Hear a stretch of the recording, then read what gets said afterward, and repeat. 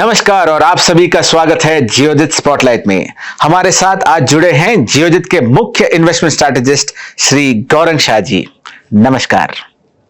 आज हम आगामी चुनाव परिणामों के संदर्भ में शेयर मार्केट की गतिशीलता पर चर्चा करेंगे। चलिए देखते हैं गौरंग जी से कि हमें आगे क्या करना चाहिए।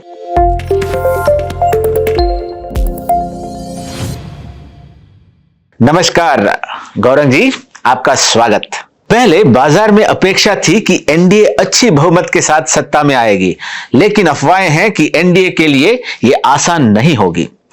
अगर एनडीए सत्ता में नहीं आती तो बाजार कैसे रिएक्ट करेगा? तो ये प्रश्न पर कि पहले एनडीए बीजेपी एनडीए की सरकार बहुमत लेकर के आएगी और फिर कुछ खबरें आई कि इतना आसान नहीं होगा भाजपा और एनडीए को आंकड़े और फिर सीट लेके आने के लिए, और फिर ये कि अगर एनडीए की सरकार नहीं बनी तो क्या परिस्थिति हो सकती है बाजार पर, उसका असर कैसा हो सकता है। तो दोस्तों देखिए, पहले तो संभवता बहुत कम है कि एनडीए की सरकार नहीं बने, लेकिन भारतीय अर्थव्यवस्था और खास करके भारतीय चुनाव को लेकर के और राजनीति को लेकर के किसी भी तरह की एक तरफ की धारणा लगाना मेरे ख्याल से समझदारी वाली बात नहीं होगी। तो अगर एनडीए की सरकार नहीं बनती है भाजपा के साथ, भाजपा और एनडीए का जोड़ जो है, अलायंस जो है, उसकी सरकार नहीं बनती तो बाजार में उसकी प्रतिक्रिया काफी भारी हो सकती है और उसका हर्जाना जो है हमें काफी बड़ा चुकाना पड़ सकता है।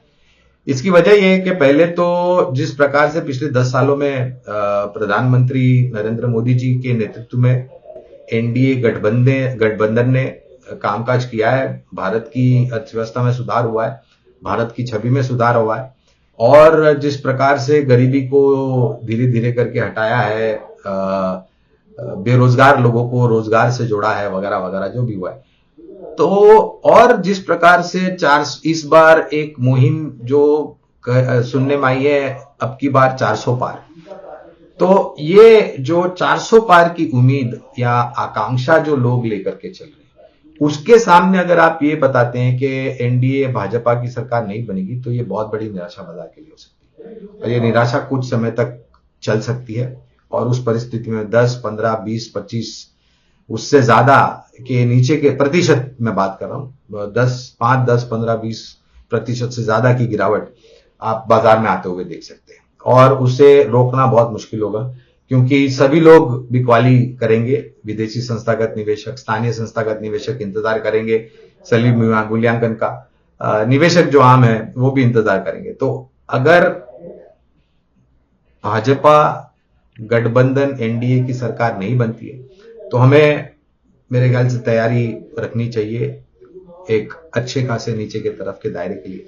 अब वो कितना ही प्रतिशत होगा ये एक अनुमान लगा सकते हैं, निर्णायक तरीके से नहीं बता सकते हैं, क्योंकि फिर निर्भर करेगा कि भाजपा एनडीए सरकार को कितनी सीटें मिली है और फिर वो जो विपक्ष की इंडी अलायंस है उसको कितनी सीट मिली है और किस प्रकार से मेलजोल बैठता है और कौन सरकार बनाता है। अगर एनडीए भाजपा एनडीए नहीं बनाए तो जाहिर है फिर इंडिया अलायंस, और इंडिया अलायंस में कौन होगा वो महानुभाव जो आखिर में प्रधानमंत्री का पद ग्रहण करेगा। तो ये बहुत सारे प्रश्न हैं, इस समय पर उन सब प्रश्नों का उत्तर देना इतना आसान नहीं होगा, लेकिन हाँ ये जो प्रश्न है कि अगर एनडीए की सरकार नहीं बनती है तो बाजार में करेक्शन बिल्कुल आ सकता है, और वो काफी तीव्र और काफी बड़ा प्रतिशत के हिसाब से हो सकता है।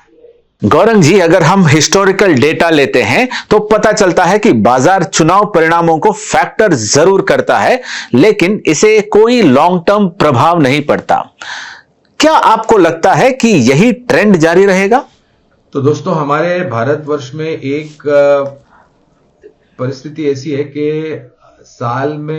हर एक साल में कहीं ना कहीं हमारे देश में चुनाव होते रहते हैं। वो फिर ग्राम पंचायत के चुनाव हो, नगर पालिका के चुनाव हो, राज्य स्तर पर चुनाव हो, या फिर केंद्रीय स्तर पर, जैसे कि अभी हम देख रहे हैं। और वास्तविकता ये भी है कि 1952 के बाद ये दूसरा सबसे बड़ा चुनावी सत्र रहा है। तो बाजार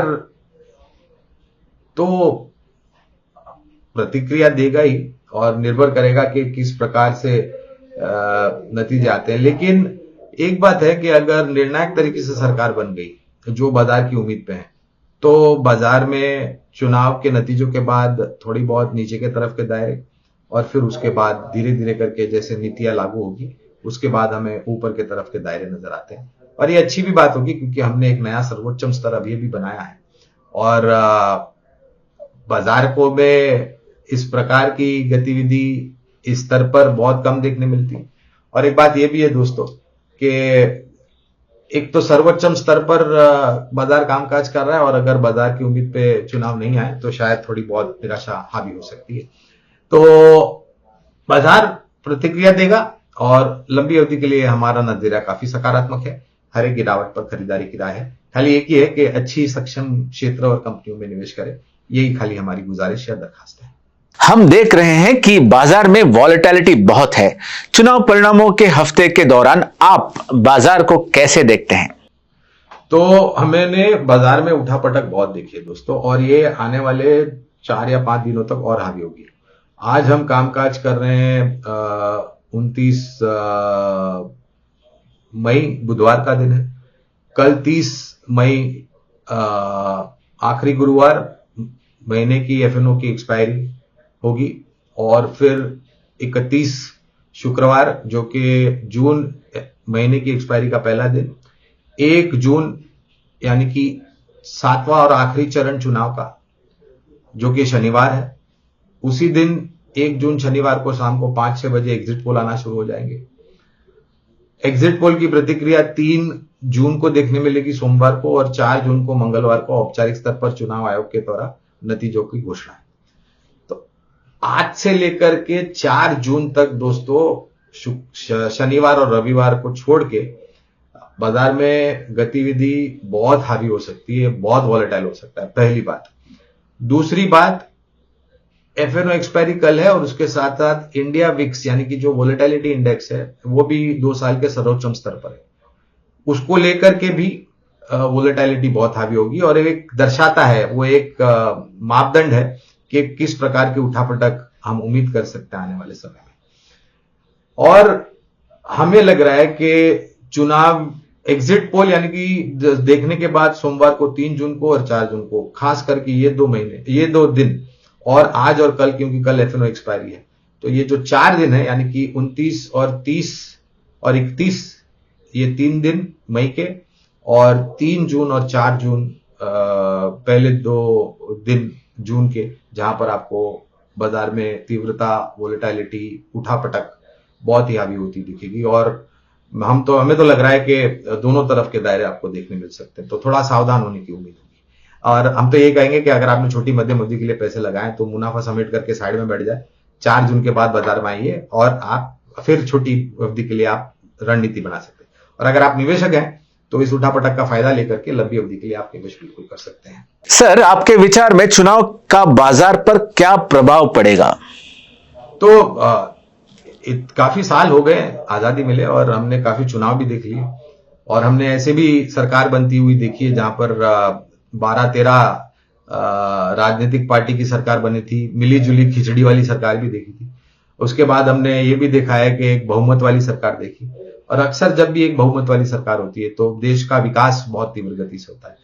तो अगर निर्णायक तरीके से 350, 370 या 400 पार हो जाता है बीजेपी एनडीए का गठबंधन, तो एक बहुत ही सकारात्मक रुझान, और उसके बाद थोड़ा करेक्शन और फिर वापस लंबी अवधि के लिए सकारात्मक रुझान।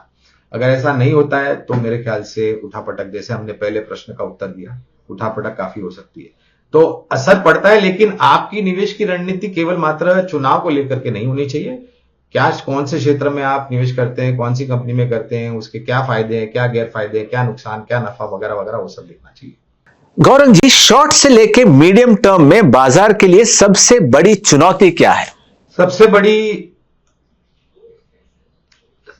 बड़ी चुनौती बाजार के लिए जाहिर है, एक तो एफएनओ एक्सपायरी, दूसरी वोलेटिलिटी इंडेक्स, तीसरी शनिवार 1 जून को आखिरी चरण, 1 जून को शाम को 6 बजे एग्जिट पोल, 3 जून को प्रतिक्रिया और 4 जून को औपचारिक स्तर पर। तो ये सबसे बड़ी चुनौती है कि इस वोलेटिलिटी उठापटक को झेलना। अगर आपके पास जोखिम झेलने की क्षमता कम है, तो जैसे हमने बताया अभी भी कि आप आपके छोटी अवधि के जो सौदे हैं, कारोबार जो किया आपने, मुनाफा समेट करके साइड पे बैठ जाए। अगर आप निवेशक हैं तो आपको बाजार में मौके बहुत मिलेंगे जहां पर आप लंबी अवधि के लिए जाकर के निवेश कर सकते हैं। तो सावधानी बरतने की बहुत जरूरत है, क्योंकि ये चुनावी माहौल है। इंडिया भी ऊपर है और उसके साथ साथ एफएनओ एक्सपायरी, तो ये जो मिश्रण है वो अंदेशा और संकेत दे रहे हैं कि आने वाले 5-6 दिन बहुत ही गंभीरता पूर्वक उठापटक और वोलेटाइल रहेंगे। तो सावधान रहने की पूरी संभावना है। अच्छा, आप ये बताइए कि चुनाव परिणामों के पहले हम निवेशकों की रणनीति क्या होनी चाहिए? अब चुनावी माहौल में आपकी रणनीति क्या होनी चाहिए? देखिए दोस्तों, खाली चुनाव को आधार बना करके अगर आप निवेश करते हैं तो ये समझदारी वाली बात नहीं होगी। चुनाव महत्वपूर्ण है, लेकिन उसके साथ साथ ये भी महत्वपूर्ण है कि आप कौन से क्षेत्र में, कौन सी कंपनी में, कितनी अवधि के लिए आप निवेश करते हैं। अगर आप और ये सब को नजरअंदाज करके सीरियल और चुनाव, और जैसे हमने पहले बताया कि हमारे भारत का दुर्भाग्य यह है कि हमने हर साल कहीं ना कहीं चुनाव होते हुए देखते हैं, चाहे वो ग्राम पंचायत के चुनाव हो, चाहे वो राज्य स्तर के हो, चाहे वो नगर पालिका के हो, या फिर वो लोक चुनाव हो, या फिर जनरल इलेक्शन। सिर्फ इस पर आप अगर आधार बना करके निवेश की रणनीति बनाते हैं तो आप विफल हो सकते हैं और आपको निवेश करके फायदा बिल्कुल नहीं मिलेगा, क्योंकि आप इधर से उधर कूदते रहेंगे जिस प्रकार से चुनाव होते जाएंगे। तो हमारी राय है कि चुनाव मायने रखता है, चुनाव महत्वपूर्ण है हमारे देश के लिए, शेयर बाजार के लिए, लेकिन वो केवल एक मापदंड नहीं है।